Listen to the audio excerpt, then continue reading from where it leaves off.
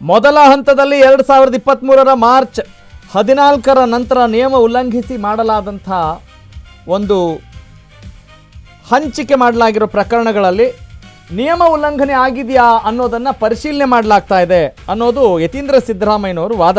ಯಾರವರು? ಯತೀಂದ್ರ ಸಿದ್ದರಾಮಯ್ಯನವರು ನಗರಾಭಿವೃದ್ಧಿ ಸಚಿವರು.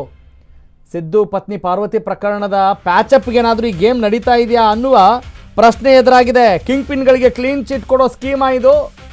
ಮೋದಿ ಸರ್ಕಾರದಲ್ಲಿ ಇಡಿ ನಿಶಾ ಅಂದರೆ ದಿಕ್ಕು ತಪ್ಪಿಸ್ಲಿಕ್ಕೆ ಏನಾದರೂ ಮುಂದಾಗ್ತಾ ಇದೆಯಾ ಈ ಒಂದು ಮಹಾ ಗೇಮ್? ಇನ್ನೊಂದು ಕಡೆ ಆದೇಶದಂತೆ 1100 ಸೈಟ್ ಸ್ವಾಧೀನ ಆಗತ್ತಾ? No chance. 50-50 ಸೈಟ್ ಪಡೆದಂಥವ್ರು ಕೇಸ್ ಹಾಕ್ತಾರೆ, ಕೋರ್ಟಲ್ಲಿ ಫೈಟ್ ಮಾಡಿ ಸೈಟ್ ಪಡೆಯೋದು ಯಾವಾಗ್ರಿ? ಮೂಡ ಕಾಂಡದ ಫೈಲ್ಸ್ ಕ್ಲೋಸ್ಗೆ ಗೇಮ್ ಅಂತ ಸಂಶಯ ವ್ಯಕ್ತವಾಗಿರೋದಂತೂ ಸುಳ್ಳಲ್ಲ. That's for sure.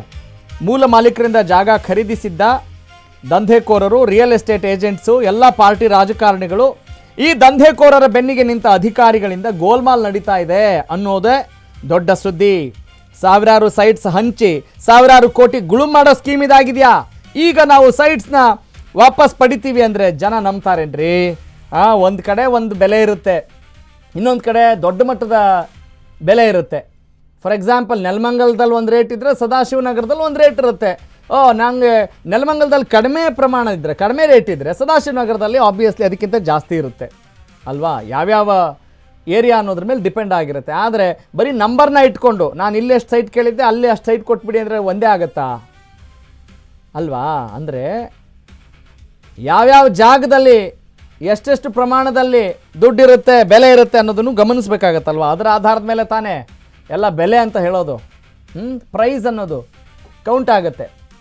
ಎಸ್, ಇದೇ ವಿಚಾರಕ್ಕೆ ಸಂಬಂಧಪಟ್ಟ ಹಾಗೆ ನನ್ನ ಕಲೀಗ್, ನಮ್ಮ input editor Pavan K Lakshmikant live join ಆಗಿದ್ದಾರೆ. Let's have a conversation with him about this MUDA scheme, so called scheme. Okay, yes, he is ready. Pavan,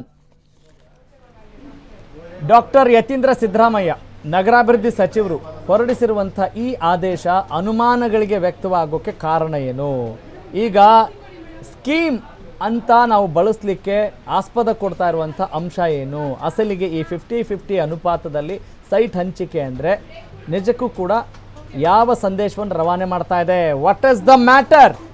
please go head. Raghav, ಏನು ಇವತ್ತು ನಿನ್ನೆ ದಿನ ಮೂಡಾದಲ್ಲಿ 1100 ಸೈಟ್ಗಳನ್ನು 50-50 ಸೂತ್ರದಡಿ ಕೊಟ್ಟ. ಅಂದರೆ 50-50 ಸೂತ್ರ ಅಂದರೆ ಇಷ್ಟೇ, ನೀವು 1 ಎಕರೆ ಜಮೀನು ಕೊಟ್ಟಿದ್ರೆ ಆ 1 ಎಕರೆ ಜಮೀನಲ್ಲಿ 40 ಕುಂಟೆಯಲ್ಲಿ ಎಷ್ಟು ಸೈಟ್ಗಳಾಗ್ತವೆ, ಆ ಸೈಟಲ್ಲಿ ಅರ್ಧದಷ್ಟು ಸೈಟು ಡೆವಲಪ್ಡ್ ಸೈಟ್ಗಳನ್ನು ಆ ಮಾಲೀಕರಿಗೆ, ಅಂದರೆ ಜಮೀನು ಕೊಟ್ಟಂಥ ಮಾಲೀಕರಿಗೆ ವಾಪಸ್ ಕೊಡೋವಂಥ ಸ್ಕೀಮು. ಈ ಸ್ಕೀಮಿನಲ್ಲಿ 1100 ಸೈಟ್ಗಳನ್ನು ವಾಪಸ್ ಪಡೆದಿದ್ದಾರೆ. ಅಂದರೆ ನಗರಾಭಿವೃದ್ಧಿ ಇಲಾಖೆ ವಾಪಸ್ ಪಡೆದಿದೆ, ಹಂಚಿಕೆ ಮಾಡಿದಂಥ ಸೈಟ್ಗಳನ್ನ ವಾಪಸ್ ಪಡೆದಿದೆ. ಇದು ಮೇಲ್ನೋಟಕ್ಕೆಲ್ಲನೋ ಏನು ಸಿದ್ದರಾಮಯ್ಯನವ್ರ ಕುಟುಂಬದ ಮೇಲೆ ಬಂದಿದ್ದಂಥ ಆರೋಪ ಇತ್ತಲ್ಲ, ಆರೋಪದಲ್ಲಿ ಸಿದ್ದರಾಮಯ್ಯನವರು ಕೂಡ ಇದರಲ್ಲಿ ಫಲಾನುಭವಿಗಳು. ಏನು ಅಂದರೆ ಅವರು 3 ಎಕರೆ 16 ಕುಂಟೆ ಜಮೀನು ಕೊಟ್ಟಿದ್ರು, ಅದಕ್ಕೆ ಅನುಪಾತವಾಗಿ 50-50 ಸೂತ್ರದಡಿ ಅವರಿಗೆ 14 ಸೈಟ್ಗಳು ಬಂದಿದ್ವು. ಈ ಪೈಕಿ ಅವನ್ನ ವಾಪಸ್ ಬಿಟ್ಟಿದ್ರು. ಹೀಗಾಗಿ ಈ 50-50 ಸೂತ್ರ ಅನ್ನೋದೇ ಕೂಡ ಒಂದು ದೊಡ್ಡ ಸ್ಕ್ಯಾಮು. ಅಂದರೆ ಸಹಜವಾಗಿ ಏನಾಗಿತ್ತು, 60-40 ಇತ್ತು. ಅಂದರೆ ಒಂದು ಎಕರೆ ಜಮೀನು ಕೊಟ್ಟರೆ 60% ಭಾಗವನ್ನು ಸರ್ಕಾರ ಇಟ್ಕೊಳ್ಳೋದು, 40% ಭಾಗವನ್ನು ಸೈಟ್ಗಳನ್ನು ಡೆವಲಪ್ ಮಾಡಿ ಅವರಿಗೆ ಕೊಡುವಂಥದ್ದು. ದುಡ್ಡು ಕೇಳಿದ್ರೆ ದುಡ್ಡು, ಇಲ್ಲಾಂದರೆ ಸೈಟು ಅಂತಂದೇಳಿ ಪ್ಲ್ಯಾನಿಂಗ್ ಇದ್ದಿದ್ದು. ಇದನ್ನು ಜಾರಿಗೆ ತಂದಿದ್ದು 2021ರಲ್ಲಿ ಅನಿಸುತ್ತೆ. ಈ ಇದರಲ್ಲಿ ಸಿದ್ದರಾಮಯ್ಯನವರು ಫಲಾನುಭವಿಗಳಾಗಿರ್ತಾರೆ. ಅಂದರೆ ಅವ್ರದ್ದು ಏನು 3 ಎಕರೆ 16 ಕುಂಟೆ ಜಮೀನು ಹೋಗುತ್ತೆ. 16 ಕುಂಟೆ ಜಮೀನಲ್ಲಿ 50-50 ಸೂತ್ರದಡಿ ಅವರು 14 ಸೈಟನ್ನು ಪಡ್ಕೊಂಡಿರ್ತಾರೆ. ಈ ಎಲ್ಲ ಸ್ಕ್ಯಾಮ್ಗಳು ಏನು ಆ ಪೀರಿಯಡಲ್ಲಿ ಆಗಿದ್ದಂಥ ಎಲ್ಲರೂ, ಅಂದರೆ ಸಹಜವಾಗಿ ಇಲ್ಲಿ ಏನಾಗುತ್ತೆ ಅಂದರೆ, ಮುಂದೆ ಒಂದು ಡೆವಲಪ್ ಆಗುತ್ತೆ ಅಂದರೆ, ಒಂದು ಏರಿಯಾ ಡೆವಲಪ್ ಆಗುತ್ತೆ ಅಂದರೆ ಸಹಜವಾಗಿ ಅಲ್ಲಿ ದಲ್ಲಾಳಿಗಳು ಕೈ ಹಾಕ್ತಾರೆ.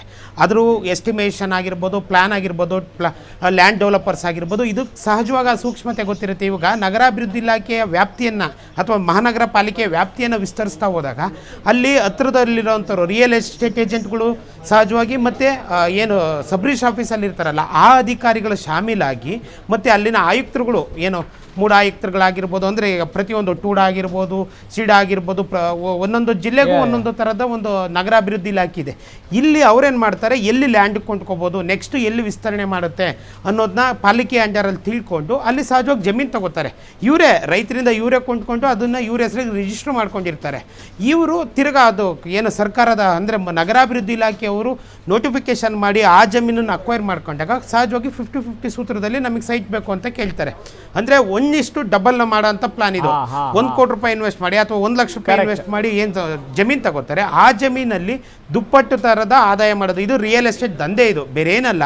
ಇಲ್ಲಿ ಕೆಲವ್ರನ್ನ ಏನು ಸಿದ್ದರಾಮಯ್ಯನವರ ಕೇಸು ಹೊರಗಡೆಗೆ ಬಂತು, ಅಲ್ಲಿ ಅವರ ಸುತ್ತಮುತ್ತ ಇದ್ದಂಥವ್ರು ಅಥವಾ ಅವರ ಜೊತೆಲಿದ್ದಂಥವ್ರು ಈಗ ಏಕಾಏಕಿ ಯಾರು ಯತೀಂದ್ರ ಅವರು ಈ ಆರ್ಡ್ರ್ ಓಡಿಸಿರೋದು ಅದು ಅದೇ ಥರ ಅನಿಸ್ತಾ ಇದೆ. ಯಾಕೆಂದರೆ ತನ್ನ ಜೊತೆಗೆ ತಮ್ಮವರನ್ನು ಸೇವ್ ಮಾಡ್ಕೊಳ್ಳೋಂಥದ್ದು. ಈಗ ಹಿಂದೆ ಅಧಿಕಾರಿಯಾಗಿದ್ದವರು ನಟೇಶ್ ಆಗಿರ್ಬೋದು, ದಿನೇಶ್ ಕುಮಾರ್ ಆಗಿರ್ಬೋದು, ಈಗ ಇದು ಯಾವುದು ರಾಯಚೂರು MP ಆಗಿರ್ತಕ್ಕಂಥ ಕುಮರ್ಜಿ ನಾಯಕ್ ಆಗಿರ್ಬೋದು, ಇವರೆಲ್ಲ ಮೂಡಾದಲ್ಲಿ ಕೆಲಸ ಮಾಡಿದಂಥವ್ರು. ಮತ್ತು ಮಾಜಿ ಅಧ್ಯಕ್ಷ P ರಾಜೀವ್, ಸಿದ್ದರಾಮಯ್ಯ ಪರಮಾಪ್ತ, ಒಂದು ಕಾಲದಲ್ಲಿ BJPಲಿದ್ರು, ಇವತ್ತು ಕಾಂಗ್ರೆಸ್ಸಲ್ಲಿದ್ದಾರೆ.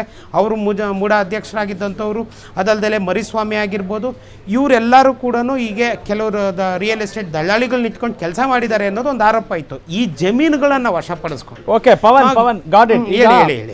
ಈಗ 2023 ಮಾರ್ಚ್ ನಂತರದ ಸೈಟ್ ಹಂಚಿಕೆ ಪ್ರಕರಣಕ್ಕೆ ಸಂಬಂಧಪಟ್ಟ ಹಾಗೆ ಆ ಸೈಟ್ಗಳನ್ನ ಮಾತ್ರ ವಾಪಸ್ ಪಡೆಯೋ ಸ್ಕೀಮ್ ಇದ್ರೆ, ಅದಕ್ಕಿಂತ ಮುಂಚೆ ನಡೆದಂಥ ದೊಡ್ಡ ಮಟ್ಟದ ಸ್ಕೀಮ್ಗಳ ಕತೆ ಏನು, ಅದ್ರ ಬಗ್ಗೆ ಪರಾಮರ್ಶೆ ಮಾಡೋ ಅವಶ್ಯಕತೆ ಇಲ್ವಾ ಅನ್ನೋದು ಒಂದು ಪ್ರಶ್ನೆ. ಕ್ವಿಕ್ ಆಗಿ, ಕ್ರಿಸ್ಪ್ ಆಗಿ. ರಾಘವ್, ಖಂಡಿತ ಇಡಿ ಕೈ ಹಾಕಿದ್ದೇನು ಗೊತ್ತಾ, ಲೋಕಾಯುಕ್ತದವರು ಸಿದ್ದರಾಮಯ್ಯನ ಪಾಯಿಂಟ್ ಆಫ್ ವ್ಯೂಯಿಂದ ಅಷ್ಟೇ, ಸಿದ್ದರಾಮಯ್ಯನ ಕುಟುಂಬದವರು ಅನ್ಯಾಯ ಮಾಡಿದಾರ ಅಥವಾ ಅಕ್ರಮ ಮಾಡಿದಾರ ಅನ್ನೋ ಪಾಯಿಂಟ್ ಆಫ್ ವ್ಯೂಯಿಂದ ಅಷ್ಟೇ ಇದು ಲೋಕಾಯುಕ್ತ ತನಿಖೆ ಮಾಡಿದ್ದು. ಆದರೆ ಇಡಿ ಹಂಗಲ್ಲ. ಇಡೀ ಮೂಡದಲ್ಲಿ ಯಾವ್ಯಾವ ಕಾಲದಲ್ಲಿ ವ್ಯವಹಾರ ಆಗಿದೆ, ಅದು ಯಾವ ಮಟ್ಟಕ್ಕೆ. ಈಗ ನಟೇಶ್ ಅವರು ಅಧ್ಯಕ್ಷರಾಗಿದ್ದಾಗ ಏನೇನೆಲ್ಲ ಮೂಡದಲ್ಲಾಗಿತ್ತು ಅವನ್ನೆಲ್ಲ ಲ್ಯಾಂಡ್ಗಳನ್ನ ವಾಪಸ್ ಅಂದರೆ ದಲ್ಲಾಳಿಗಳನ್ನಾಗಿರ್ಬೋದು, ಅಧಿಕಾರಿಗಳನ್ನಾಗಿರ್ಬೋದು ಜೈಲ್ಗಟ್ಟಿದ್ದಾರೆ ಯಾರು ಇಡಿ ಅವರು. ಈಗ ಮುಂದೊಂದು ದಿನ ಈ 50-50 ಸೂತ್ರದಡಿ ತಗೊಂಡಿರೋ ಅಂಥವ್ರು ಯಾರ್ಯಾರು ಇದ್ದಾರೆ ಇವರೆಲ್ಲ ಜೈಲ್ಗೆ ಹೋಗೋ ಚಾನ್ಸಸ್ ಇತ್ತು.